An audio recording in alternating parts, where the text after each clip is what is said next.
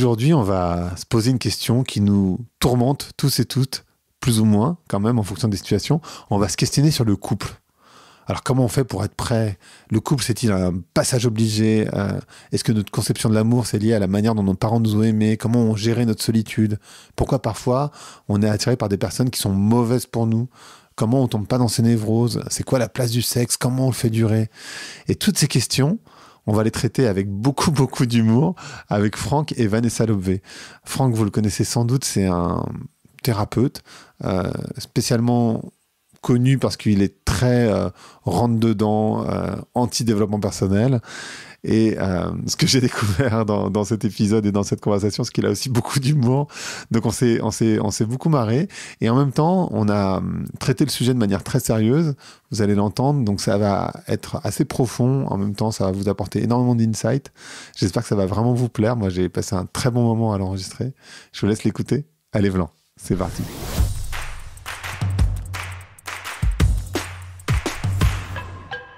Donc, bonjour à toutes et bonjour à tous. Bonjour Vanessa et Franck, comment ça va aujourd'hui? Bonjour Greg. Bonjour Greg, ça va bien. Bonjour tout le monde. Ça va bien. Bon, alors on est ravis. On va parler du couple ensemble.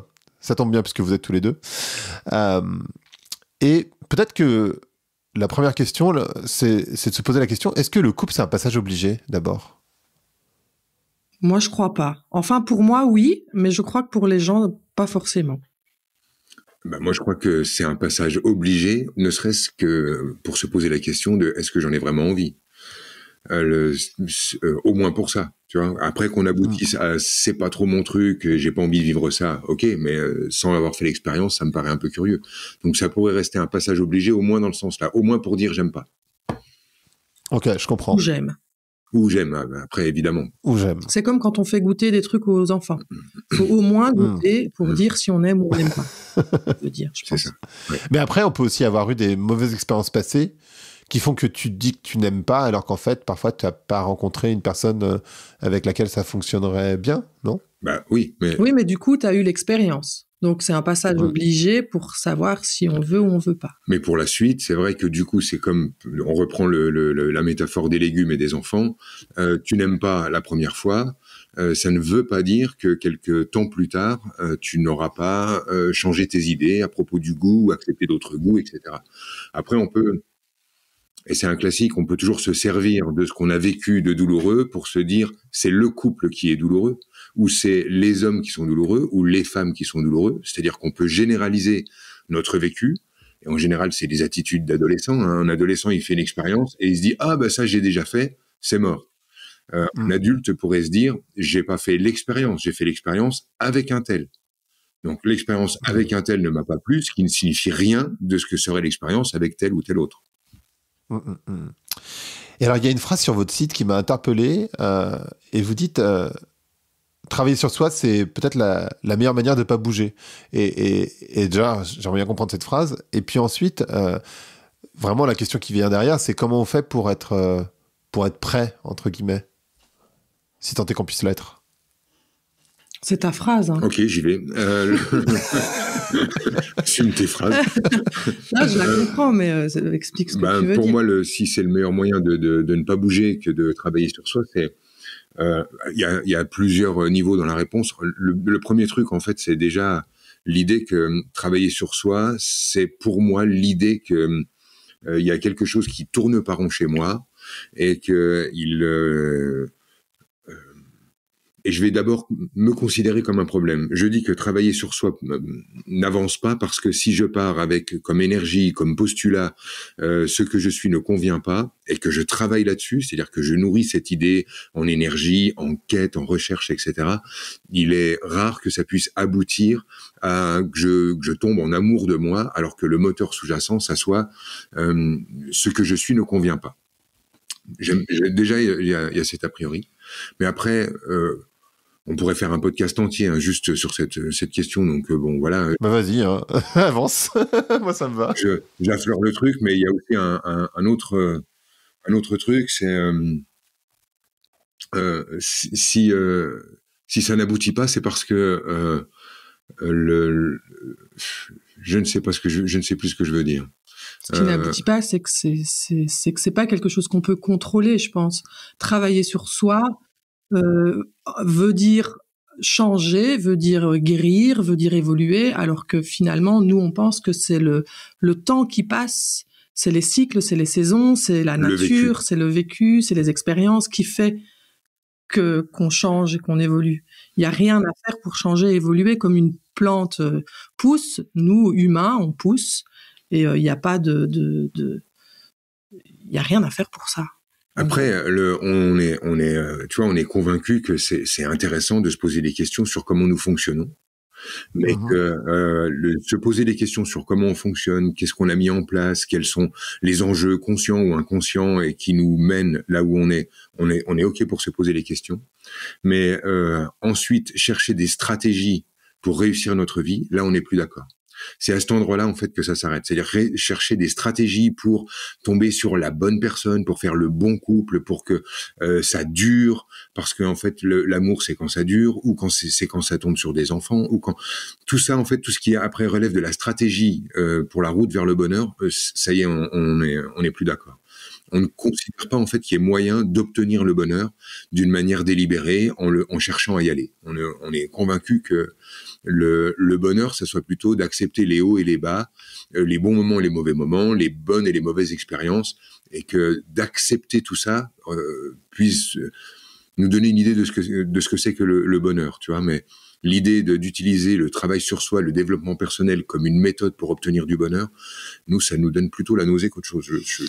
Moi, je dois avouer que même rien que l'idée du bonheur est quand même un concept très étrange, quoi. Finalement, il est très subjectif à chacun, et puis c'est bien plus large que ce qu'on peut imaginer, à notre sens. C'est pour ça qu'il parle des hauts, des bas. On peut trouver du bonheur à notre nostalgie, à notre douleur, à notre dépression, enfin voilà, on peut trouver du bonheur dans le malheur, finalement. En fait, alors vous me dites si j'ai tort ou si je me trompe dans ma compréhension. De base, de base, j'ai tort.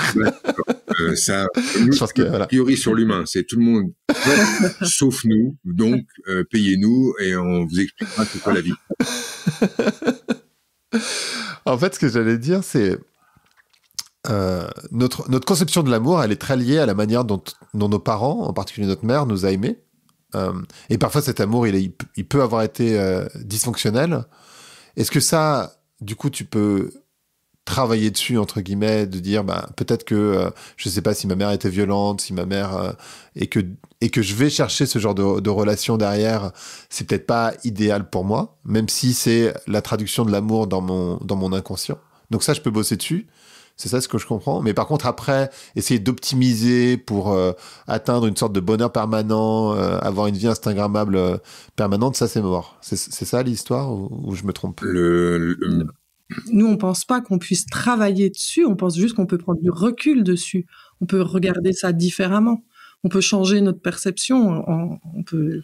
C'est ça. C'est-à-dire que, si tu veux, notre travail, il se fait en amont de ce que tu es en train de décrire. Bon, alors, évidemment, sur la part qu'on a déjà nommée auparavant, c'est-à-dire la course au bonheur instagrammable, on est tombé d'accord, c'est pas notre cam, on n'y croit pas, en fait. Voilà, on n'y croit pas. On pense que la vie, elle est faite de hauts et de bas, et que si on connaît pas les bas, on connaît pas les hauts.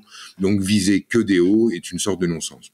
Et puis, Instagram, c'est que ce qu'on voit de la vie de ceux qui Instagramisent leur vie. On voit pas Instagramisé. On ne voit pas toute leur vie, on ne voit que ce qu'ils veulent montrer de leur vie. Hein, donc, faut pas oublier que c'est une vitrine. Mais donc, pour revenir à la question à propos de travailler sur ce qu'on a vécu avec notre maman, avec notre papa, parce que je sais pas pourquoi tout de suite on part sur la maman, parce que les papas nous servent aussi de bourreaux, faut pas se leurrer. Nous, on va plutôt aller chercher ça en amont, c'est-à-dire avant de dire ma mère est dysfonctionnelle, on va aller se dire peut-être que ma mère est un être humain, que dans l'être humain que j'ai perçu de ma mère, j'ai pris l'angle qui me permet d'en tirer la conclusion qu'elle est dysfonctionnelle. Peut-être qu'en prenant d'autres souvenirs, j'aurais pu en tirer d'autres conclusions, et donc je ne serais pas dans le même mood et je ne serais pas dans la même histoire. Donc nous, on est sur un truc de retourner à la responsabilité des légendes que l'on raconte à propos de nous, de manière à comprendre que au fond, on va toujours devenir loyal, fidèle à l'histoire qu'on raconte à propos de nous-mêmes. Donc, effectivement, si je prends dans ce que j'ai vécu avec mon parent les moments les plus douloureux, les plus tordus, et que je fabrique la légende de mon expérience comme étant celui qui s'est remis malgré tout, ou celui qui a été écrasé par, et que ma légende tourne autour de ça, il y a toutes les chances pour que dans ma vie amoureuse, dans ma vie professionnelle, dans toutes les facettes de ma vie, je retrouve de quoi consolider cette légende, c'est-à-dire d'être, si par exemple j'ai été victime de ma mère, d'être victime des femmes, si j'ai été victime de mon père, d'être victime des hommes, comme dans une sorte de continuité de ma légende. Alors c'est un peu difficile à entendre, hein, juste comme ça, parce que j'avoue que je connais pas Vlan. C'est pas grave. Non, enfin, mais je ne sais pas exactement comment ton public a l'habitude qu'on lui parle et comment il va réceptionner ça et à quel point il va pouvoir peut-être se servir de ce qu'on dit pour justement nourrir la part de victimes ou d'incompréhension, etc. Mais nous, on va aller non pas travailler sur soi, mais travailler sur comment on a pris les choses et non pas comment les choses ont été. Ça fait un petit moment. C'est un travail de perception, en fait. C'est comment on voit, comment on a vu les choses. On peut changer notre perception. On peut, quand on sait qu'on peut même changer nos souvenirs, quoi, c'est quand même complètement fou. Oui, mais on va peut-être un peu loin. On va peut-être un peu loin. Mais pour nous, c'est assez simple. La réalité vécue est à remettre en cause également. Voilà, on ne croit plus en fait en une version parfaitement claire, parfaitement objective, parfaitement indubitable du monde, qui ensuite nécessite un travail.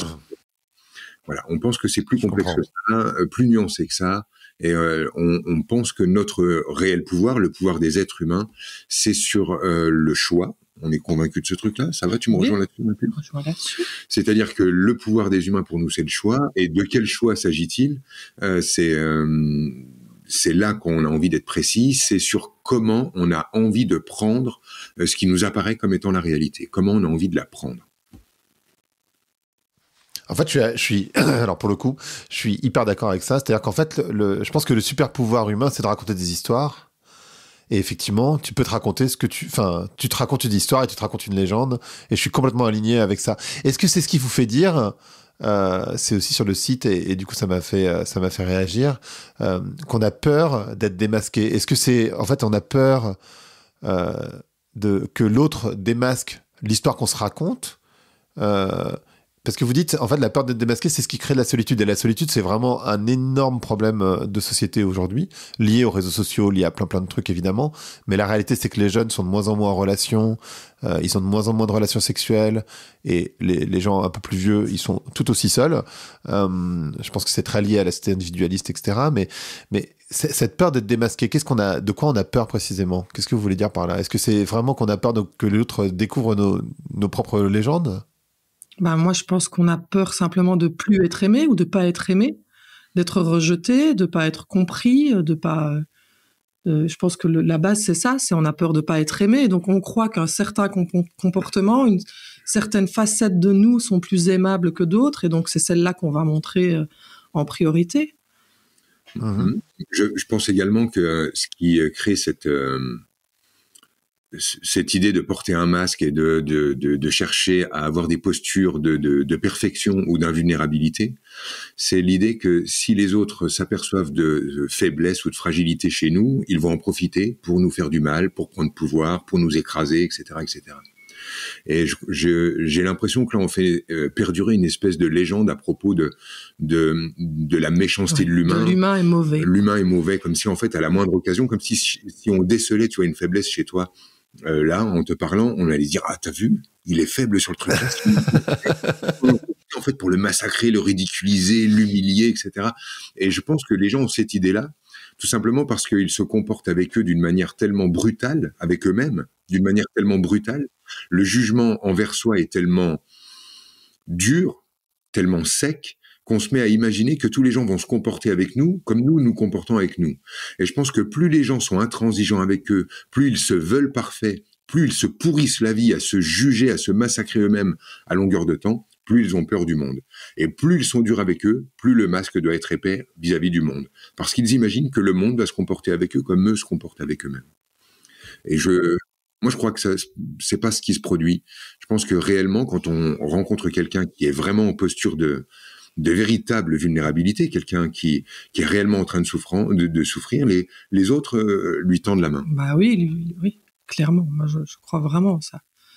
En cette nature de compassion, quoi. C'est ça, d'une pure empathie. Hein. C'est ça. On croit ça.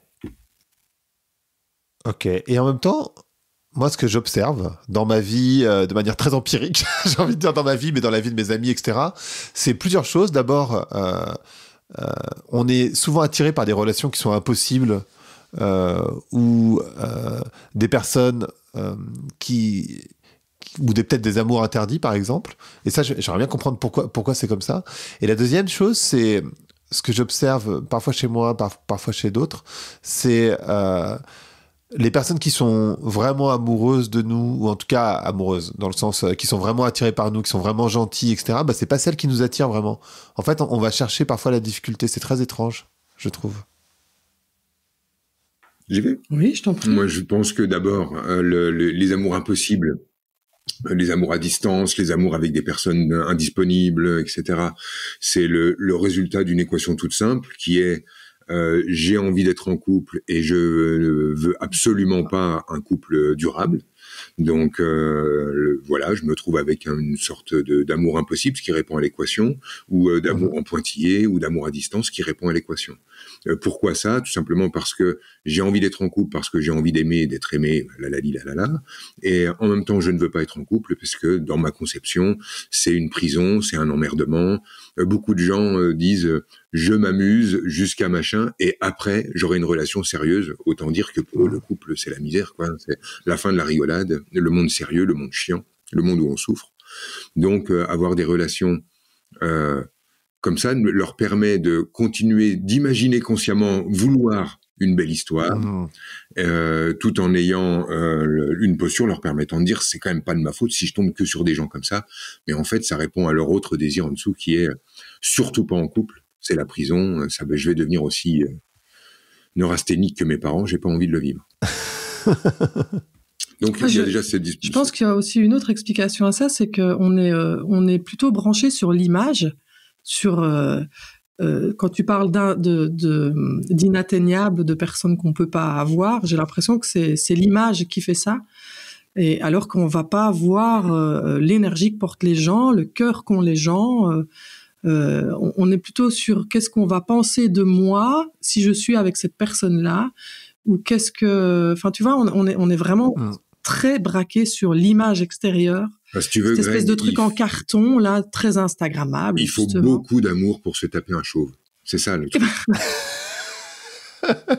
Ben, j'ai remarqué, c'est super dur. Voilà. Mais lui, il est braqué sur son image. Non, j'étais sur la sienne, mais pas du tout. J'étais sur la. Il était sur la mienne. J'avais bien compris la blague.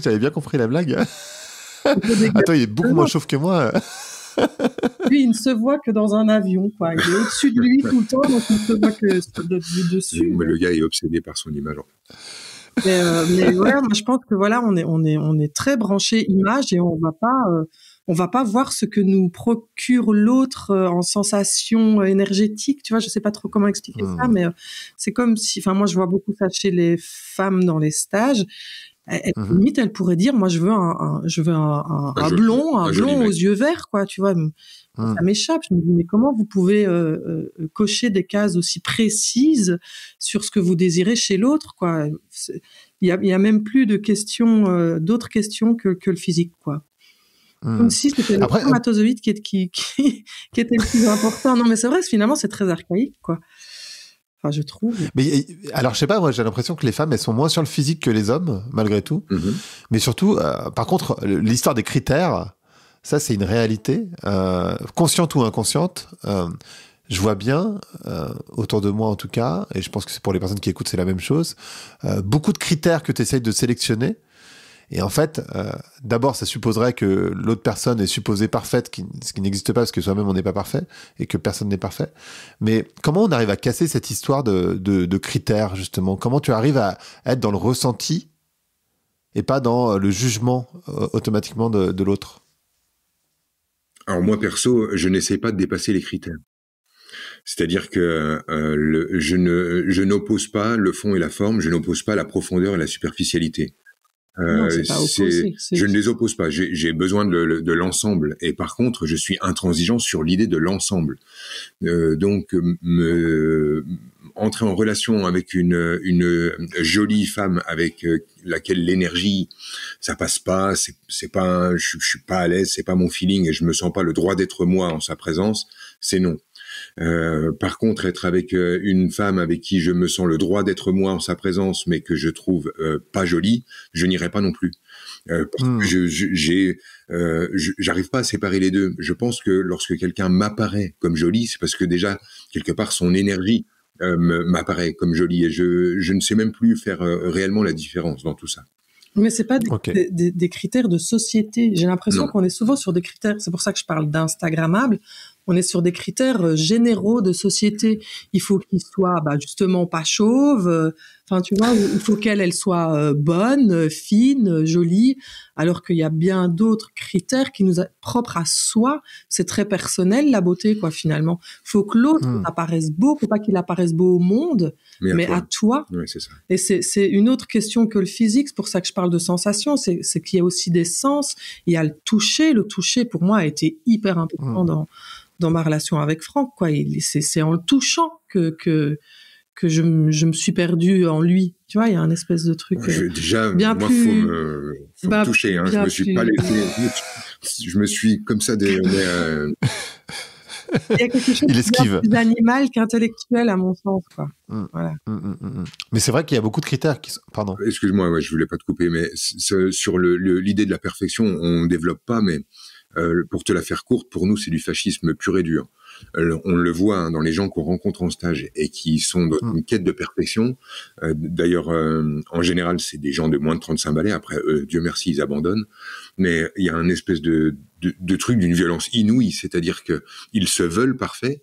C'est imaginer qu'il faut vivre en déni permanent. Hein. Se vouloir parfait, c'est être dans une posture où on ne peut pas se regarder. C'est-à-dire qu'on ne peut pas savoir comment on fonctionne, quelles sont nos idées sous-jacentes, quelles sont nos intentions, les plus délétères, les plus moches, les plus animales, les plus...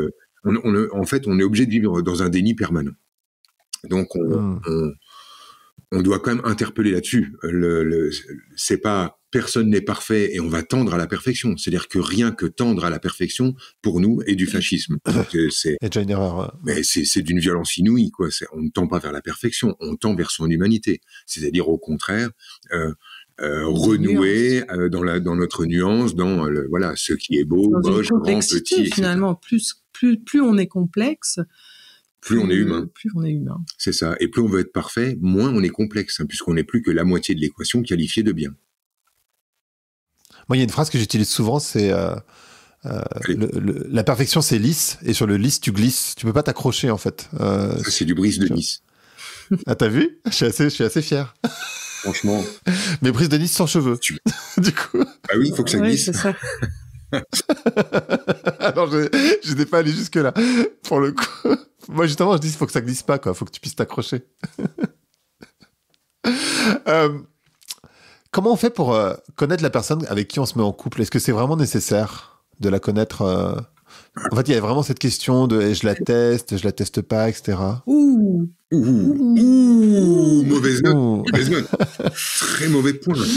C'est chaud. Ouais, je suis désolé. Alors évidemment, nous on est sur un truc tout simple, c'est que oui, bien sûr, c'est super important de connaître la personne avec qui on vit, mais c'est en vivant avec. Oui, mais c'est ça, on ne pourra pas ne pas la connaître au quotidien. C'est ça. Ah oui, non, mais là, je suis toujours dans le avant, effectivement. Ah ouais, non, dans le tu ne pourras pas connaître avant de vivre avec, quoi. Ce sera que des idées, encore une fois.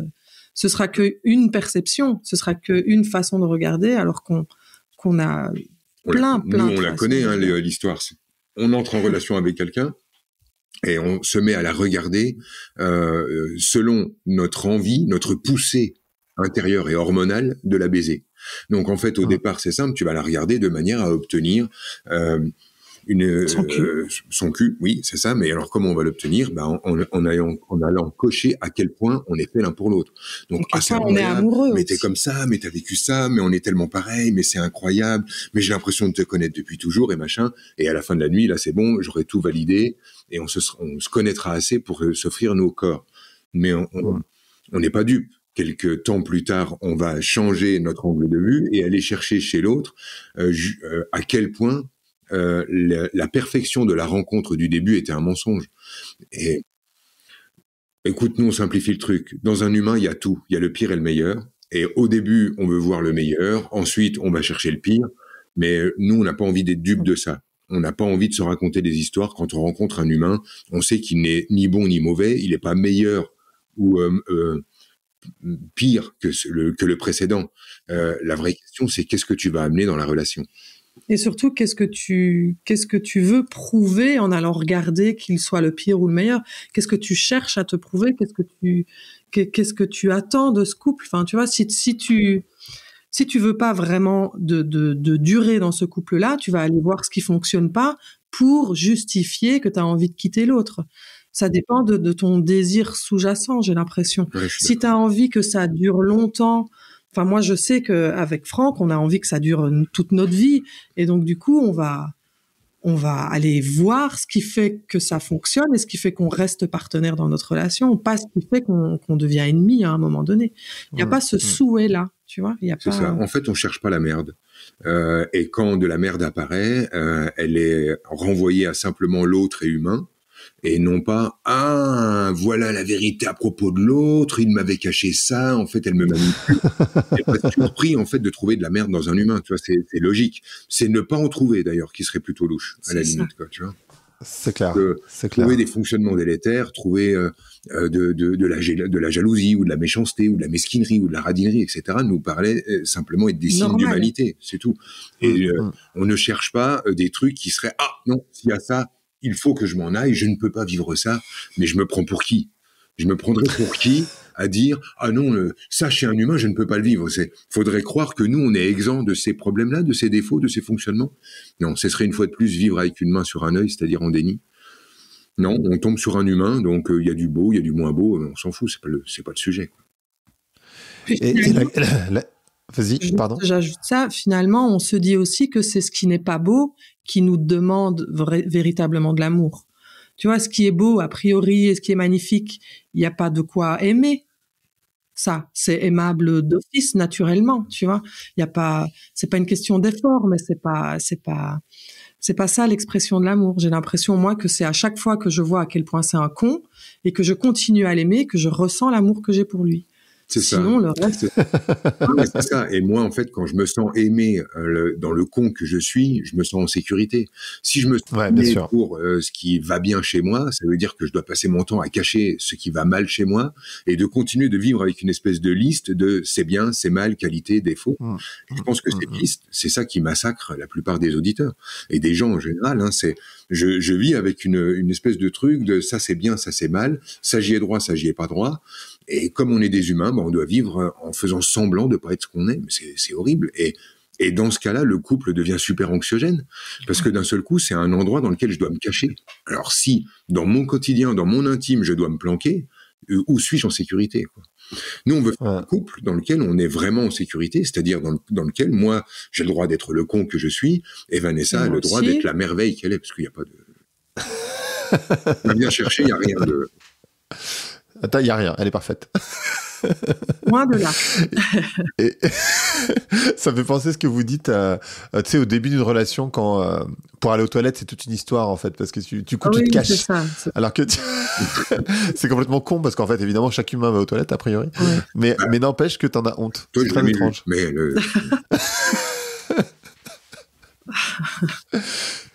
Comment on fait pour se protéger non, plutôt, comment on fait pour gérer les protections qu'on met en place, justement? C'est plutôt l'inverse. En fait, on met souvent des protections en place pour pas souffrir.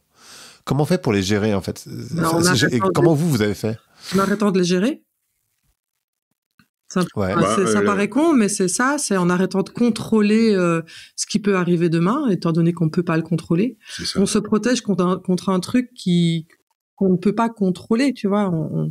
on n'a pas de bouclier efficace finalement contre la vie. C'est la vie, elle est pleine de surprises et on ne sait pas de quoi elle sera faite, donc autant l'accepter tout de suite. Ce qui est assez dingue avec le bouclier, ce qui est censé me protéger, c'est que non seulement ça ne me protège pas, c'est-à-dire que tous les gens qui se protègent continueront de dire « Ah bah tu vois, j'avais bien raison de me protéger, j'en ai pris plein la gueule. » Donc ils en ont pris plein la gueule, donc leur protection n'est pas efficace.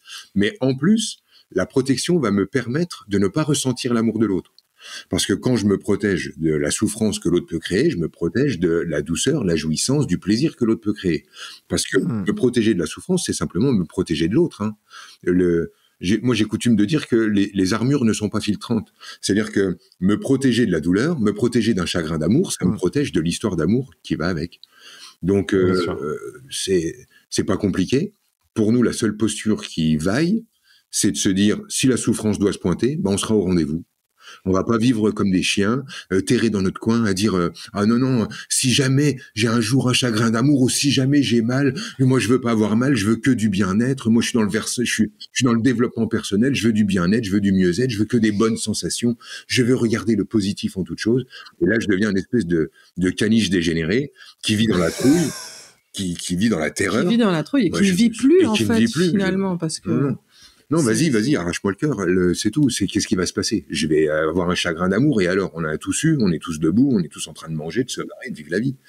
Donc, si je dois avoir mal, j'aurai mal, et point barre. Donc, du coup, les protections, non. Protection, c'est, si je me protège de comment Vanessa peut me faire mal, je me protège de comment elle peut me faire du bien. Et il y a plein de notions qui sont en dessous et complètement invisibles, et je pense qu'on n'aura pas l'occasion de les développer tout de suite, si tu veux, Greg, mais un truc tout simple, c'est que j'ai remarqué que plus je donnais de pouvoir à l'autre, plus je me sentais bien et powerful dans ma vie. Moi, j'ai longtemps cherché à avoir du pouvoir. Ça se voit, ça crève les yeux. Il suffit de regarder un peu mes vidéos, machin. Je suis un homme qui aime le pouvoir. Et j'ai mal compris comment on l'obtenait parce que je suis souvent passé par prendre pouvoir ou avoir du pouvoir sur l'autre. Alors que j'ai remarqué aujourd'hui que lorsque je donne du pouvoir aux gens, et notamment à celle qui m'aime, donc quand je lui donne du pouvoir, c'est moi qui en gagne. J'ai de plus en plus de sécurité, de plus en plus d'espace d'expression dans ma vie. Et donner du pouvoir, ça signifie donner des outils à Vanessa pour qu'elle puisse me faire du mal. J'aurais précisé ce truc-là, comme ça, on aura quand même un outil efficace. On parle souvent, tu sais, de la peur de la vulnérabilité. Tu nous parlais tout à l'heure de la peur d'être... Ouais, bien sûr. Et souvent, ce qui est mis en dessous, c'est j'ai peur d'être fragile en la présence de l'autre, j'ai peur de montrer mes failles, j'ai peur de montrer ma sensibilité, mais ça, c'est du bullshit. Montrer sa sensibilité, aujourd'hui, c'est merveilleux, c'est être un héros. Je veux dire, montrer sa sensibilité, c'est super. Tout le monde adore ça. Ouah, tu vois, l'autre, c'est super. C'est pas ça le danger. C'est valorisé, ouais. C'est valorisé. Et l'idée, c'est pas j'ai peur de montrer mes failles ou ma fragilité ou machin. Le vrai truc de montrer sa vulnérabilité et d'être vulnérable, c'est de donner des outils à l'autre pour qu'il puisse éventuellement s'en servir pour nous faire mal. C'est-à-dire, la véritable vulnérabilité, c'est montrer le con que je suis. C'est être capable de dire à Vanessa, par exemple, tiens, t'as vu ce matin, je t'ai parlé de ça, mais c'était juste pour que tu te sentes coupable. En fait, c'est une manip, juste pour que tu te sentes moins bien que moi, comme ça je me sens mieux. Et là, je suis en train de montrer le con que je suis. Quand je lui donne des outils comme ça, là, je suis vulnérable. C'est-à-dire que je suis vraiment en train de donner des outils à l'autre. Je suis pas dans une espèce de fausse posture de « Ah non, je dois cacher ma fragilité parce que tu comprends ma sensibilité. » Non, tout ça, c'est du bullshit. Le vrai truc... Et qu'est-ce que tu fais si Vanessa l'utilise, justement? Tu lui donnes des outils et elle les utilise contre toi? Ben, en fait, ce qui est génial, c'est que soit elle utilise le truc et je vois que son intention, c'est me faire mal, c'est parfaitement clair, soit en fait, elle n'utilise pas le truc et du simple fait de ne pas l'utiliser, elle me montre à quel point elle est capable de me prendre tel que je suis. Et c'est l'autre nom de l'amour. L'autre nom de l'amour, c'est prendre l'autre tel qu'il est. Et donc là, j'ai vraiment un outil lui permettant non seulement d'avoir du pouvoir sur moi, mais de pouvoir enfin m'aimer en renonçant à me faire mal. Et je trouve que... c'est l'inverse de la protection. C'est l'inverse de la protection. J'ouvre tout le truc et là, je dis à l'autre, bah voilà, maintenant, tu vois, la balle est dans ton camp. Puisque le truc est tout ouvert, c'est toi, en fait, c'est toi qui as le pouvoir. Et grâce à ça, je vais pouvoir me sentir aimé et je vais te donner l'occasion d'aimer. Ça change la donne et l'autre n'est plus traité en ennemi, si tu veux. Oui, parce que ce que t'as pas dit, je crois, enfin, j'ai pas tout écouté, mais ce que t'as pas dit, c'est que quand on sort avec un bouclier, Pardon. On est en train de dire à l'autre, tu es capable de me faire du mal et donc tu es capable d'être un agresseur, tu es capable d'être mon ennemi. En fait, on le place directement en ennemi et c'est tout l'inverse de ce qui est censé se passer dans un couple. Dans un couple, on est là parce qu'on a envie d'être là, parce qu'on a envie d'être avec l'autre quotidiennement et passer du temps avec lui. Et je dis pas parce qu'on l'aime, parce que c'est trop large et bon bref, mais le placer en ennemi a priori, en se protégeant, c'est quand même bizarre, tu vois. C'est même hyper agressant. C'est-à-dire que de traiter l'autre immédiatement comme je traitais mon ex, ou comme je traitais mon père, ou comme je traitais ma mère, c'est hyper agressant. En fait, l'autre n'a pas encore produit quoi que ce soit, on est déjà en train de se protéger de lui. Donc, il est une menace a priori. Donc, en fait, au fond, on sait qu'il a une intention délétère. Mais l'autre le ressent, ça. C'est quelque chose que l'autre... Bien sûr. Du coup, ça crée pas des basses scènes, en tout cas. C'est ça. Ça crée pas des basses scènes. Je crois que nous, on a résumé le truc comme ça, Greg. On vit de manière à ne pas faire chier l'autre. Je sais pas comment. C'est même l'inverse. On vit pour rendre l'autre heureux, quoi. Enfin, je sais pas. Moi, pour qu'il soit bien, on le met bien, tu vois. Donc, si on découvre un truc moche chez lui, on se jette pas dessus pour lui dire t'as vu, je savais. Et machin. Non, on a envie que l'autre se sente cool dans un truc cool où il est pas sous pression. Nous, on a envie d'être. Tu vois, ça. en fait, on fait. Enfin, moi, je sais pas. Je fais pour lui ce que je voudrais qu'il fasse pour nous. Moi, finalement, en dessous, quoi. Ça change la donne. C'est ça, l'équation. Elle est toute simple, en fait. Puis voilà, c'est mon amour, donc je vais pas le prendre pour mon ennemi. Et quand je me prends à le faire parce qu'il y a encore des mécanismes qui sont là, je me le rappelle, je me dis hop, t'es en train de te protéger d'un truc qui n'est pas là. Il est là, il est là et il t'aime. Sinon, il serait pas là. Mais ce petit exercice, Vanessa, comment tu le fais ? C'est-à-dire, comment tu arrives à prendre le recul sur tes mécanismes ? Tu vois, parce qu'en fait, il y a une question. Je connais assez que pour connaître mes mécanismes. Et donc, quand ils apparaissent, parce que je peux pas encore les faire disparaître, tu vois, ils sont plus forts que nous, nos mécanismes. Quand ils apparaissent, je m'arrête 2 secondes et je me rappelle que c'est mon amour, que c'est pas mon ennemi. Et puis, on s'en fout, tu vois, on a le droit de merder. C'est-à-dire que ça nous arrive que le ressort émotionnel sous-jacent soit tellement tendu qu'effectivement, on part en couille, on part en vrille d'un seul coup, on sait pas pourquoi, le diable sort de sa boîte et on se met à réagir à une situation. Et donc, on peut réagir, mal réagir, aller trop loin, on s'en fout, on a la marche arrière. À tout moment, on peut dire, non mais attends, je prends le recul en prenant du recul, en m'arrêtant 2 secondes et en regardant ce qui vient de se passer. Ce que moi, j'ai engendré dedans, tu vois. Je vais pas continuer à alimenter ce que lui me fait, mais ce que moi, je suis en train de faire. C'est ça, je pense, la prise de recul. C'est se voir faire avec sincérité. Et pour revenir à ce que vous disiez au début, c'est aussi les histoires qu'on se raconte. Il y a tout le narratif qui va autour. Et aussi essayer de prendre le point de vue de l'autre, quoi, j'imagine. Exactement. Mais nous, on n'a plus envie, effectivement, dans notre narration, on n'a plus envie de se servir des gens qui nous aiment, donc papa, maman, mes frères et sœurs et mes ex. On n'a pas envie de se servir des gens qui nous aiment pour faire de nous des victimes qui s'en remettent malgré tout. Voilà, nous on a envie de jouer à un autre truc. Donc voilà, évidemment ces gens-là ont produit des trucs qui nous ont gonflés, forcément, c'est la vie, mais on n'est pas obligé. Mais ça remet pas en cause l'amour, quoi. Ouais, enfin, c'est ça, moi c'est ça qui me choque souvent quand on rencontre des gens en stage qui nous disent mon père m'a pas assez aimé ou ma mère m'a pas aimé comme je voulais qu'elle m'aime. Je remets ça simplement en cause, quoi. C'est une autre façon d'aimer, mais quand on est parent, on sait qu'on aime nos enfants, peut-être maladroitement, mais je ne remets pas l'amour en question, tu vois. Voilà. C'est ça qui se passe dans mon couple. Je ne remets pas son amour en question. Je ne me dis pas, il me veut du mal, comme on a tendance à le faire. C'est ça qui fait partir en couille la plupart des couples. On n'aime pas vivre dans la peur, tu vois. Imagine en fait que toutes les 5 minutes, le couple soit remis en cause avec des... C'était comme ça, on vit avec quoi, une valise sous le lit, prêt à se barrer au cas où. C'est quoi l'ambiance? On peut encore parler. On glisse doucement vers le couple, mais juste avant, je voudrais vous poser une question, parce qu'on parlait tout à l'heure de la solitude, du fait de se rencontrer. Souvent, moi, je vois des personnes qui disent « mais je rencontre personne, c'est difficile, etc. » Donc, ils vont sur les apps de dating. Et je voulais avoir votre avis sur les apps de dating et en particulier la suroffre des apps de dating. Ah, toi, t'as les problèmes de riches, hein. Il a des suroffres. Bah, Moi, non, mais sur potentiel, Franck. Potentiel.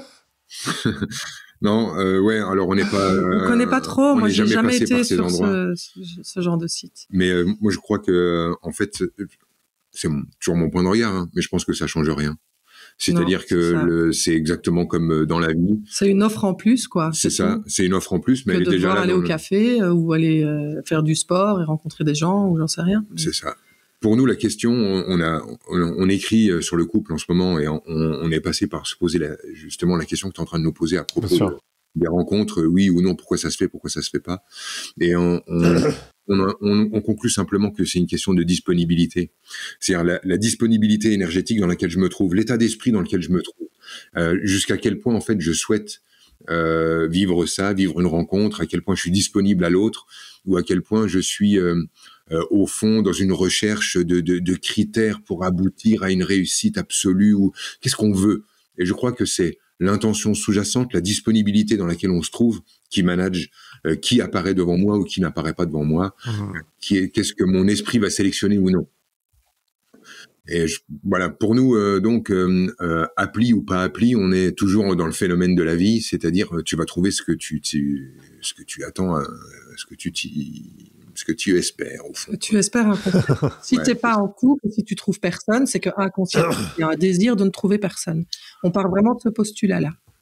Ok, je comprends. Pas pourquoi, mais c'est pas pourquoi, c'est déjà le postulat. C'est comme ça. C'est moi qui n'en désire pas. Ouais, on part toujours de nous. Hein, au lieu de se dire pourquoi ça m'arrive ou pourquoi ça m'arrive pas, nous on aura plutôt tendance à se formuler la question comme ça. Tiens, pourquoi j'ai pas envie de ça ou pourquoi j'ai envie de vivre ce genre de truc. Ouais, je comprends. Je vais glisser vers le couple. Depuis tout à l'heure, on en parle sans mettre le mot précisément, mais de communication. Comment on fait pour bien communiquer dans un couple? C'est une large question, mais j'aimerais bien avoir vos premiers éléments de réponse en tout cas. Bah moi, je serais simple, c'est avec honnêteté, quoi, sans utiliser des raccourcis ou des trucs sinueux qui nous permettent de ne pas être vus pour faire entendre que, enfin, tu vois, dès qu'il y a une espèce de stratégie, il y a pas une communication claire, mais ouais, Franck a toujours plus de mots pour expliquer ce genre de trucs. Vas-y, Franck. Bah oui. Avec plus de mots. Oui, bah moi j'appelle ça parler droit, hein, que j'oppose radicalement à l'idée de parler vrai. Pour moi, parler vrai, c'est dérouler la certitude qu'on a observé la vérité et qu'on sait ce qui s'est passé. Et parler droit, c'est parler de ses sentiments, parler de ce qui nous arrive à nous en particulier. De ses peurs, de ses doutes, de nos intentions sous-jacentes, de nos fonctionnements, de nos trouilles, de nos petites manies. De ses désirs, enfin tout ça. C'est ça. Et je pense que Vanessa elle a résumé le truc. Soit j'entre en relation avec l'autre par le biais d'une stratégie qui pourrait commencer par ce serait bien qu'on parle et qui va aboutir en un. T'es qu'un connard, hein, voilà, c'est ça. T'as tout compris. Pétage de gueule en bonne et due forme.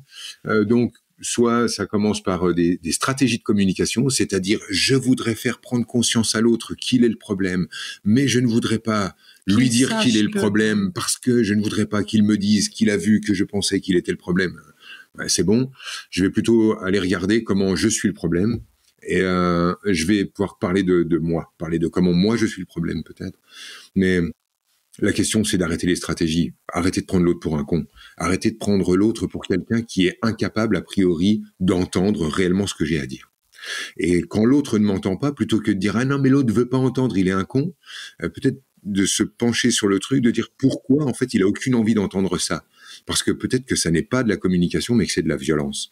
Et j'aimerais vraiment juste décaler le point pour qu'on puisse voir que des fois, dans une communication qui paraît être une communication en profondeur, j'aimerais que mon homme parle de ses sentiments et qu'il exprime et machin. En fait, on est dans de la violence. On n'a pas envie qu'il exprime, on a envie qu'il reconnaisse qu'il n'exprime pas, qu'on reconnaisse qu'il est fermé, qu'on reconnaisse qu'il est le problème, en fait, on est dans du pétage de gueule. Et ça, c'est de la violence. Donc, le premier truc pour la communication, c'est de savoir quelle est notre intention sous-jacente. Pour eux, je sais pas, un exemple tout con. Tu vois, Greg, tu prononces la phrase « je te l'avais dit ». Quelle est l'intention sous-jacente? Voilà. Qu'est-ce qu'on veut dire par là? Tu vois, je te l'avais dit, la plupart du temps, c'est Ben, en général, ça n'est pas de la communication claire et ça n'est pas pour faire plaisir, tu vois. Et derrière les petites phrases du quotidien, pourquoi je dis cette phrase? Je voudrais qu'elle aboutisse où? Comment l'autre va se sentir lorsqu'il l'aura entendu? Qu'est-ce que je suis vraiment en train de faire? Le premier point dans la communication, c'est déjà d'être clair sur qu'est-ce que nous, on est en train de faire. Quand on dit à l'autre, ah, c'est marrant, là, t'es vraiment comme ta mère. Ouais, super. Qu'est-ce que t'es en train de vouloir dire? Et tu crois que ça va aboutir où? Ou de dire à l'autre, ah bah j'espère que tu vas pas me faire le coup de, quelle est la phrase, elle va où, à quoi elle sert, et est-ce que c'est de la communication? C'est ça. En fait, c'est vachement de passif-agressif. Dire ce genre de phrase. Pardon. On peut les dire, mais il y a d'autres façons de dire ce genre de trucs, je pense.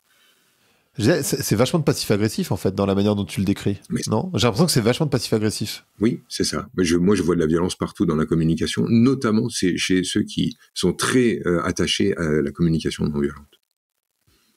Ah, c'est vrai, tu dirais ça? Parce que, en fait, quand je t'entendais parler, je me disais, tiens, ça me fait penser à la CNV. Ouais, Et toi, tu dis, en fait, les gens qui sont attachés à la CNV passent leur temps à veiller à ce qui est violent dans la communication. C'est-à-dire que si je veux faire de la communication non violente, sur quoi je dois mettre mon radar tout le temps et partout? Sur la violence dans la communication. Et je deviens obnubilé par ça. Oui, et puis je me surveille sans arrêt pour ne pas être violent. Et ça, c'est violent. C'est ça. Rien que se surveiller devient c'est de la stratégie. Violent. Ça devient de la stratégie. C'est-à-dire que il faut d'abord que je montre à l'autre que je ne lui veux pas de mal. Je suis pacifique. C'est dire à quel point, en fait, waouh, je lui en veux. Je lui en veux, peut-être. Je sais pas si tu vois ce que je veux dire. C'est-à-dire que si, totalement. Si dans la communication, je suis obligé de veiller à ce que l'autre sente que je ne lui veux pas de mal, c'est dire en fait que je suis obligé de surveiller mes intentions profondes, comme si y avait un diable qui allait en sortir. Normalement, j'ai pas besoin d'avoir une communication non violente avec ma femme, tout simplement parce que j'ai aucun désir de violence, quoi. Mais donc tu dois pas gérer la sensibilité de l'autre? Exactement, sûrement pas. C'est ça. Ok. C'est ça. J'entends. Je ne gère pas en fait ni la susceptibilité ni la sensibilité de l'autre. Je ne gère pas ça parce que je peux parler à ma femme sans filtre, sans réfléchir, parce que je ne lui veux pas de mal et parce qu'elle n'est pas sur un axe où elle cherche à voir si je serais pas en train de faire d'elle une victime. Potentiellement. C'est bon, quoi, on est sur un autre sujet. Cool. Je comprends. Un sujet qui m'intéresse beaucoup, en tout cas qui a tué un de mes premiers couples, en tout cas, c'est le mode de fonctionnement d'un couple. Et en fait, la question, c'est comment tu fais évoluer ce mode de fonctionnement? C'est-à-dire, moi, je l'ai vu au moins une fois, très fort. Tu vois, un couple où le mode relationnel, j'étais jeune, en tout cas, j'étais entre 20 et 27 ans. Et donc, du coup, tac. Et du coup, on n'arrivait pas, ni l'un ni l'autre d'ailleurs, à faire évoluer ce couple. Et du coup, ça s'est arrêté au bout de 7 ans. Voilà, ça c'est fini. Comment on fait pour faire ça, pour faire évoluer le mode de fonctionnement d'un couple? C'est vrai que tu vois pas ce que je veux dire? Si, mais je crois, mais comme je coupe la parole pour faire genre j'ai mieux compris, ça complique un peu. Je crois avoir compris que tu parlais des couples où on se sent le tour à tour au-dessus, puis en dessous, puis au-dessus, puis en dessous. Un espèce de truc où quand l'autre se sent mal, je me sens bien. Quand je me sens mal, l'autre se sent bien. Avec un jeu de pouvoir sous-jacent dont on n'arrive jamais vraiment à se dépêtrer, jusqu'à ce qu'on trouve cette clé qui est d'aimer avoir quelqu'un qui a du pouvoir à ses côtés. C'est-à-dire, on peut le prendre comme ça. Si j'admire Vanessa, il se peut que, comme je l'admire, je lève la tête quand je la regarde et que du coup, j'ai l'impression qu'elle me domine ou qu'elle m'écrase. Et si je ne supporte pas l'idée qu'on me domine, si je ne supporte pas l'idée qu'on m'écrase, je vais très vite devoir la descendre de son piédestal pour arrêter de l'admirer. Le problème, c'est qu'une fois que je ne l'admirerai plus, j'aurai plus la sensation de l'aimer et hop, on refait une boucle. Donc, moi, je me mets à comprendre que c'est pas parce que j'ai l'impression que l'autre me domine que c'est son souhait. C'est-à-dire que quand je regarde Vanessa comme grande, du coup je me sens petit et c'est pas parce qu'elle veut que je sois petit, c'est parce que moi je la regarde comme grande. Et j'arrive à décorer. Et que tu aimes regarder l'autre comme étant grande. Et j'aime en fait qu'elle soit grande, donc j'aime être petit à ses côtés. Et tant qu'on n'est pas capable d'aimer être petit aux côtés de quelqu'un, en fait on peut pas vivre à côté de quelqu'un. Ça reste une bataille. Ça reste une lutte. Moi, j'aime me sentir petit à côté de ma meuf. Et se sentir petit, nul, tu sais, tous ces petits sentiments. Ouais, je vois très bien. Ouais. Me sentir pas à la hauteur, me sentir en carence, avoir l'impression que je cours derrière, avoir l'impression que j'ai pas le niveau. C'est des sensations en fait qui sont désagréables si on lutte contre et parfaitement agréables si on les accepte comme tels, c'est-à-dire au fond, l'autre a du pouvoir, parce qu'en fait, en ma présence, l'autre a du pouvoir, je lui donne du pouvoir, je lui donne de la force, je lui donne de la grandeur, et c'est pour ça qu'elle va se sentir bien, épanouie, en place, et qu'elle sera heureuse d'être là. Et moi, en fait, je confonds pas ce truc-là, c'est pas parce que je regarde l'autre comme grand que c'est lui qui fait de moi un petit. Faut arrêter ça. C'est vraiment hyper Ça, c'est important. une clé importante à capter. Et ça me touche d'autant plus que c'est toi qui le dis, Franck, en l'occurrence, parce que chez mes copines qui sont très smart, qui réussissent vraiment leur vie, etc., réussissent au sens, tu vois, Oui, 20e siècle, c'est-à-dire d'accumulation, etc., enfin peu importe, mais tu vois, qui sont puissantes, en fait, et ben, à chaque fois, elles tombent sur des mecs à qui ça pose un problème, en réalité. C'est-à-dire que il y a encore un bon gros patriarcat qui est bien en place, et en fait il y a beaucoup de mecs qui aiment pas que la femme elle réussisse. Ils peuvent dire ah ouais moi j'aime bien, mais en fait pas trop en réalité, et ça c'est aussi un truc alors c'est parce qu'il y a un autre volet à ce que je suis en train de dire, c'est que Vanessa étant non pas étant une femme forte, étant une femme indépendante, elle n'a pas besoin de faire preuve de force et preuve d'indépendance. Pour moi, tous les gens qui font des démonstrations d'autonomie, des démonstrations d'indépendance et des démonstrations de force sont les gens qui font l'inverse. Sinon, la démonstration n'aurait pas lieu. Et du coup, Vanessa, elle est capable de faire la même chose avec moi. C'est-à-dire qu'elle est capable de me voir comme grand, comme puissant. Elle est capable de me regarder avec admiration, en comprenant que c'est pas parce qu'elle est en train de lever la tête que c'est moi qui l'écrase. Que c'est pas parce qu'elle me trouve grand que c'est moi qui la rend petite. Et que admirer un homme ne la rend pas minable, ne fait pas d'elle une espèce de bobonne sans conséquence. Justement, elle n'a pas cette forme de misogynie qui est que une femme veut absolument montrer qu'elle est forte parce qu'elle pense qu'une femme qui admire est une femme faible.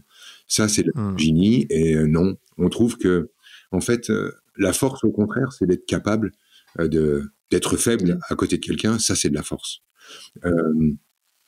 Savoir admirer quelqu'un, savoir mettre quelqu'un au-dessus de soi, ça demande de la force. Péter la gueule de tout le monde pour dire moi je suis au-dessus, je domine le monde, personne ne m'attend, je suis autonome, je suis indépendant et je suis au-dessus, ça demande pas de la force, ça demande que de la peur. Vanessa, oui, toi ton expérience par rapport aux femmes puissantes, tu dirais quoi? Enfin ton expérience de femme, je veux dire, tout simplement. Je sais pas trop, je dirais que j'ai pas besoin de prouver ou de démontrer que je suis forte et puissante par ma réussite sociale ou par je sais quel biais, tu vois, il y a un espèce de truc comme ça. Je sais pas si je me gourre, mais j'ai l'impression de m'en foutre un peu, tu vois. En fait, je me sens puissante dans mon couple, je me sens puissante dans mon couple, dans le sens où, je sais pas trop comment expliquer ça, je suis désolée. Mais dans tes couples passés, par exemple, t'as pas eu des situations où... Pardon, dans tes couples passés, t'as pas eu des situations où des mecs ont pas apprécié que justement tu sois une femme puissante et qui du coup ont arrêté la relation? Moi, c'est ce que j'observe beaucoup autour de moi, c'est pour ça que je pose la question. Non, je crois pas. J'ai pas eu ce genre d'expérience. Non, c'est plutôt... Mais c'est parce que justement, à mon avis, enfin, c'est pas une femme puissante comme tu l'entends. C'est-à-dire que elle n'est pas entrée dans les relations en disant j'ai pas besoin de toi. Parce que souvent, c'est ce qui se cache en dessous de l'idée de la femme puissante. C'est elle entre dans la relation en disant j'ai pas besoin de toi. Et nous, là, je parle pour deux, mais ce serait vraiment bien qu'effectivement on ait ton son de cloche parce que tu connais le patriarcat et les hommes blancs de bientôt 50 ans. Mais en fait, je m'en fous un peu, tu vois. Je dois avouer que si j'ai la sensation de ce patriarcat et de l'autre qui est plus powerful que moi ou machin, ben j'y fais pas gaffe, je m'en fous un peu, tu vois. Je ne surveille pas. En fait, il y a pas ce truc de surveillance si lui est au-dessus ou moi en dessous ou moi. Il y a pas cette surveillance là. Oui, on n'est pas dans ce game. Je sais vraiment pas comment expliquer ça d'autre. Je comprends. Tu vois, je me fous du rôle de la femme à la maison. Je fais à manger parce que d'ailleurs, je fais à manger parce que je considère que je fais mieux à manger que lui, simplement, et que j'ai envie que qu'on soit bien nourris parce que pour moi c'est important, que lui ça allait pas, tu vois. Mais si je me retrouve pas à avoir peur du rôle de la bobonne à la maison. En fait, j'aime ce rôle et je surveille pas s'il est bien pour moi ou mal, ou si c'est lui qui me le donne ou me force, ou j'en sais rien. Voilà, je m'en fous, je fais ce qui me fait plaisir. Ce que j'aime faire, et puis quand ça me fait pas plaisir, je lui demande, et puis il est toujours là dispo. Enfin, tu vois, il y a pas cette espèce d'enjeu de... D'un autre côté, je produis ce que j'ai à produire sans rentrer dans le modèle de l'homme qui doit partir chasser pour ramener je m'en tape, je m'en fous. En fait, je fais aussi ce que j'aime, et quand j'ai pas envie, je le fais pas. Ouais, mais, c'est ça. On est sur des trucs de base comme ça, mais si tu veux, là où on en était, qui est intéressant à capter, c'est que on n'a pas peur d'avoir besoin de l'autre. Moi, j'ai besoin de ça, j'en ai vraiment besoin pour plein d'espaces dans ma vie, qui vont de ce qu'il y a dans ma gamelle à de ce qu'il y a dans mon cœur. C'est vraiment très grand, tu vois. Et j'ai pas peur d'avoir besoin de l'autre, et elle n'a pas peur d'avoir besoin de moi. On n'est pas dans un truc où l'idée c'est j'entre dans une relation, mais je te préviens, j'ai besoin de personne. Tu vois, une espèce de truc de je te préviens. Ouais, je vois. Ah non, on sait clairement l'un l'autre qu'on a besoin l'un de l'autre. C'est ça. On veut dépendre l'un de l'autre. On ne cherche pas cette forme d'indépendance alors qu'on veut faire un couple. Pour nous, c'est un non-sens. D'ailleurs, c'est même ce qui est le plus important dans notre vie, c'est notre couple. Dès qu'il y a une petite rayure dans le couple, on cherche tout de suite à l'arranger parce qu'on n'est pas bien, quoi. Non, on veut tout réorganiser immédiatement. Tout peut merder sur ça. On dit pas que c'est sain ou pas, on s'en fout. On est comme ça et on accepte d'être comme ça, tu vois. Voilà, on est dépendant l'un de l'autre, on forme une espèce d'œuf, et puis voilà. On cherche pas à d'abord s'aimer soi avant d'aimer l'autre. Enfin, tu sais, tous ces trucs à la con. Je vois bien. On est très jaloux, très exclusif, et on vit avec ça. On vit avec ça. On se connaît et on s'accepte. C'est ça. Notre plan de carrière, c'est tenir la main de quelqu'un jusqu'au bout. Ce n'est pas avoir un plan qui nous permet de nous en sortir s'il y a problème, divorce, rupture, machin, qu'on puisse partir avec notre pognon, pas y laisser trop de plumes.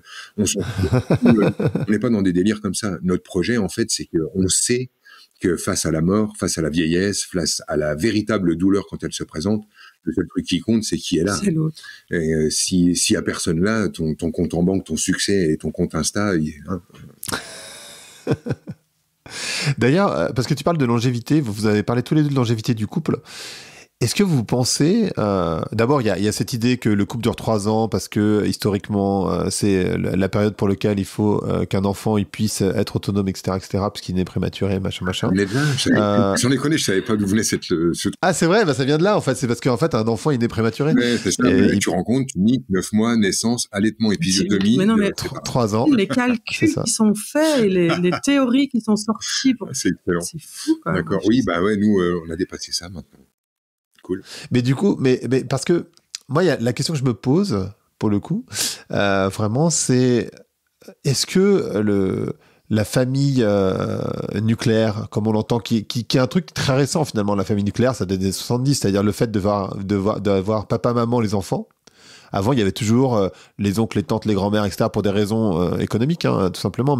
Et avant, on disait, ça prend un village d'élever des enfants, etc., etc. Est-ce que vraiment ce modèle papa, maman, les enfants, ça peut fonctionner sur le long terme? Parce que ça laisse très peu de liberté à l'un et à l'autre, finalement. Mais c'est de ça dont on se fout. C'est exactement. En fait, notre liberté, elle se situe là. Moi, je me sens libre avec lui, mais je fais pas attention à être libre ou pas. Enfin, tu vois, ma liberté est dans mon enfermement dans mon couple. C'est ça. Je comprends. Je suis libre jusque-là. Je suis libre jusqu'à m'enfermer et jusqu'à dépendre. Tu vois. Voilà, en fait, c'est assez marrant parce que, tu vois, la longévité est super importante pour nous. Et on est d'accord avec l'idée que ça s'arrête. C'est-à-dire que on ne fait... si on sait que si on se met à agir pour que le couple dure, on va commencer de créer de la merde. On vit de la longévité parce que on est d'accord avec l'idée de souffrir. Si ça doit s'arrêter, ça s'arrêtera et c'est tout. Quand on n'est pas d'accord avec l'idée de souffrir, on se met à gérer, on se met à contrôler, on se met à mettre le nez dans les affaires de l'autre. À s'assurer. À s'assurer. Ouais, je vois.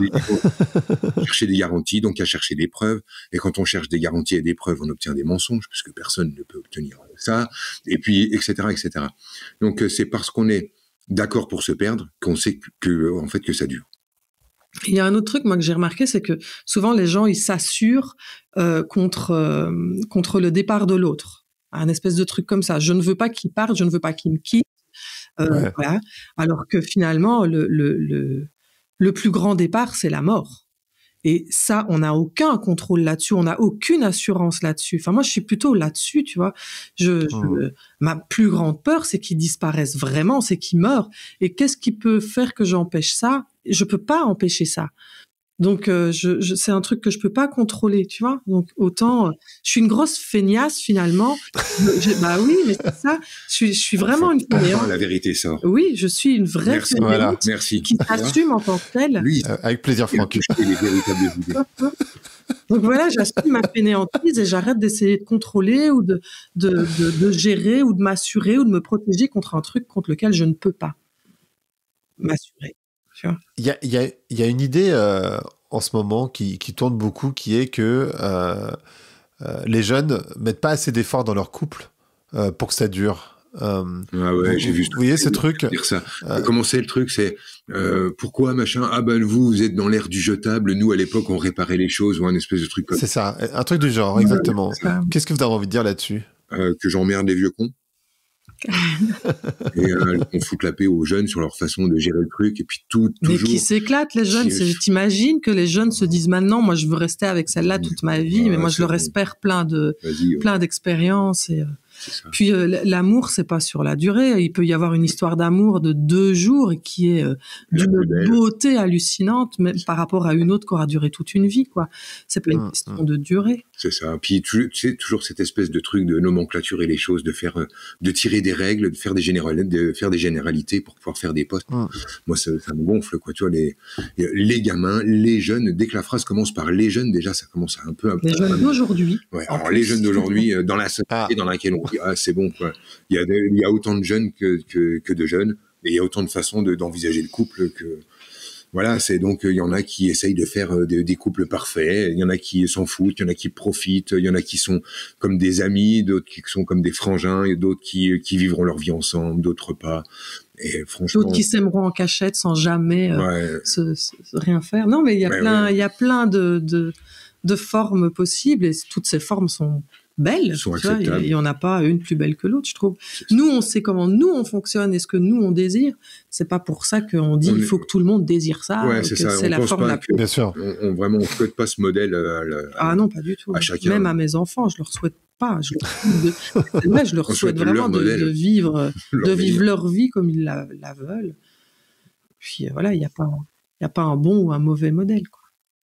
Je comprends. Ça fait 1 heure qu'on parle, mais néanmoins, si vous avez le temps, j'aimerais bien vous parler de sexe. Parce que le sexe et le désir, en particulier, dans le couple, c'est un vrai sujet. Alors, au début, le sexe, en général, ça se passe bien. Pas toujours.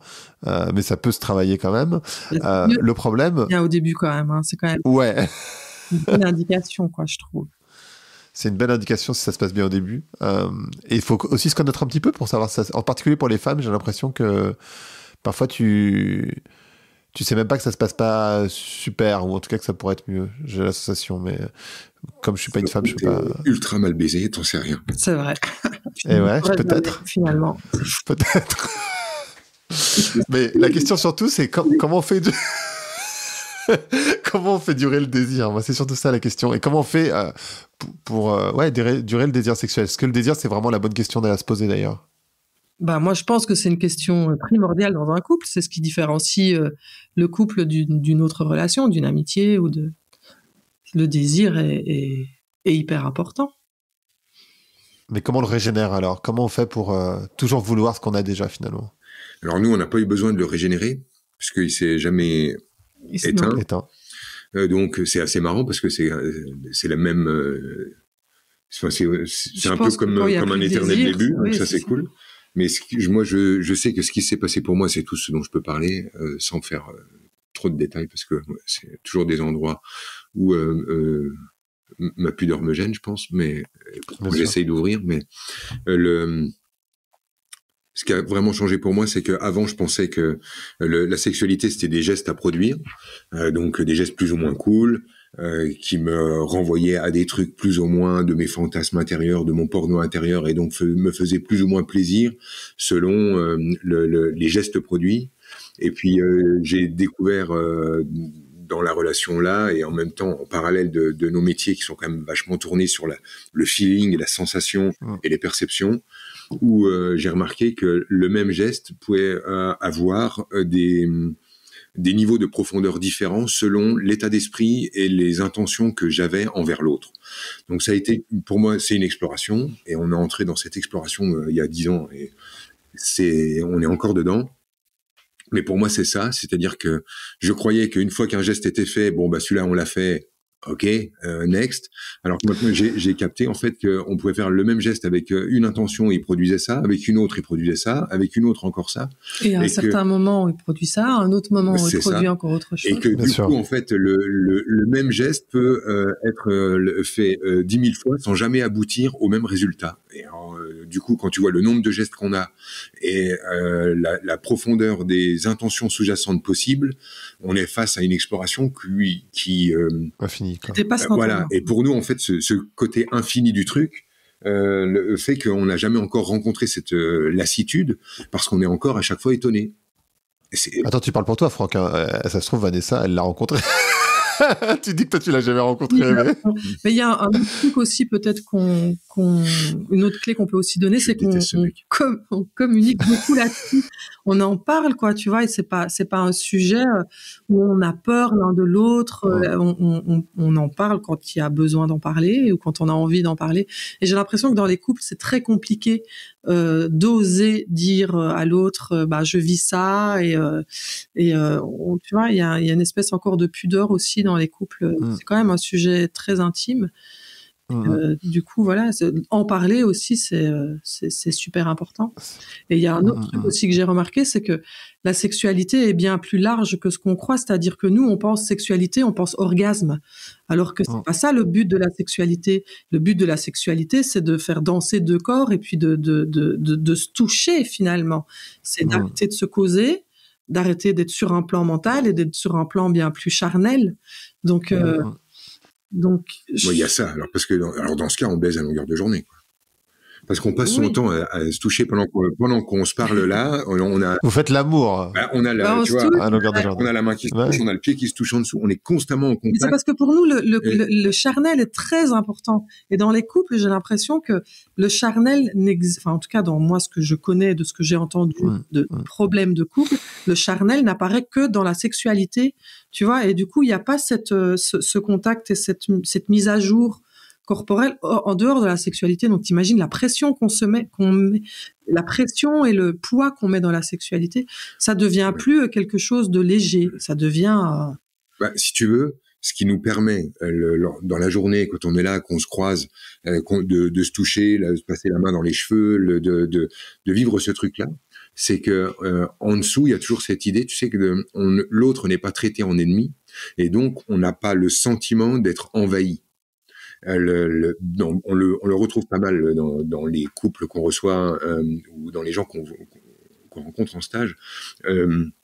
Des histoires de territoire. On est dans un couple et on a peur que l'autre nous envahisse, que l'autre, on doit avoir une sorte de jardin secret, on doit avoir une forme de distance, on doit avoir de l'espace, alors que nous, on est dans presque une disposition inverse. On a envie d'être envahi, on a envie que l'autre habite chez nous, chez soi, on n'a pas envie de se mettre à l'abri de l'autre, et du coup, les contacts ne sont pas vécus comme envahissants, dérangeants, ils sont... Ou obligatoires.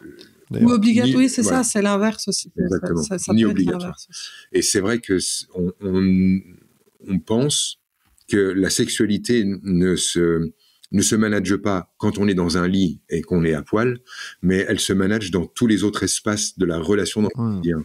C'est comment on se touche et comment on se regarde partout ailleurs qui fait ce qui se produira ensuite dans Il est là le réel désir, tu vois, on parle souvent de désir sexuel, alors que non, le désir, il est de dans le Du quotidien, tous quoi. les jours. Quoi. Comment je désire la peau de l'autre, finalement. Et alors, j'ai une question pour Franck, peut-être plus que pour Vanessa. Comment tu romps avec le principe de la maman putain? Tu sais, ce truc de... une fois que j'aime une femme, je suis sur une relation hétérosexuelle là, mais du coup j'ai du mal à l'envisager comme la moi, putain au lit, on va dire. Je dépasse comment tu fais déjà en fait je comprends pas. Déjà j'ai beaucoup de pudeur, donc merci pour cette question. Non mais Vanessa, je la prends pas pour ma maman. C'est peut-être d'ailleurs la première relation où je la prends pas vraiment pour ma mère. Ce qui d'ailleurs a changé le truc pour les gars qui cherchent, c'est parce que je suis d'accord pour la perdre. Toutes les autres femmes avec qui j'ai vécu, j'étais pas d'accord pour les perdre, j'avais peur de souffrir et je les ai prises pour ma mère. Et elle, je suis d'accord pour la perdre et du coup je la prends pas pour ma mère. Et attention, d'accord pour la perdre, ça veut pas dire que j'en ai envie, ça veut dire que si la souffrance se présente, je ferai face. Et je ferai une boutade, je passerai au-dessus en disant que tout ça c'est des questions de morale et je vois pas où est le problème avec l'idée de baiser sa mère. Dans la mesure où l'autre n'est pas ma mère. L'autre n'est pas ma mère. C'est pas parce que c'est une représentation maternelle que j'ai pas le droit de baiser les mamans. Tu comprends? Donc je ne comprends pas. Imaginons que Vanessa soit pour moi une représentation maternelle, je ne dors pas, je sais qu'elle n'est pas ma mère pour autant. Donc si c'est l'idée de baiser l'idée de ma mère, pourquoi pas que j'en ai à cirer. Non mais je veux dire, je m'appelle pas Freud, je vis pas avec une Bible dans le... Donc voilà quoi, il faudrait quoi, que je considère Vanessa comme une MILF? Pas de problème. Ok, très clair.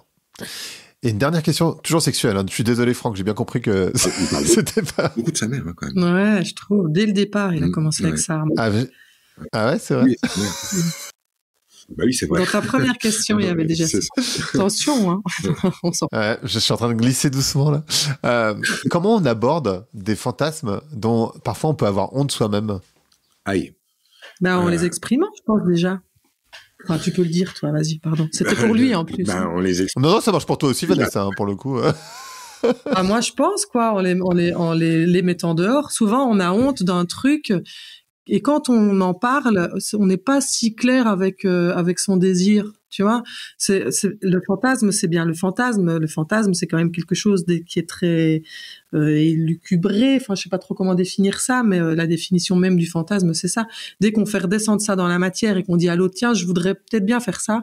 Puis rien qu'en le disant, parfois, il y a... je suis pas si sûre que j'ai envie de le faire, quoi, tu vois. Je me demande si j'ai pas envie que ça reste de l'ordre du fantasme.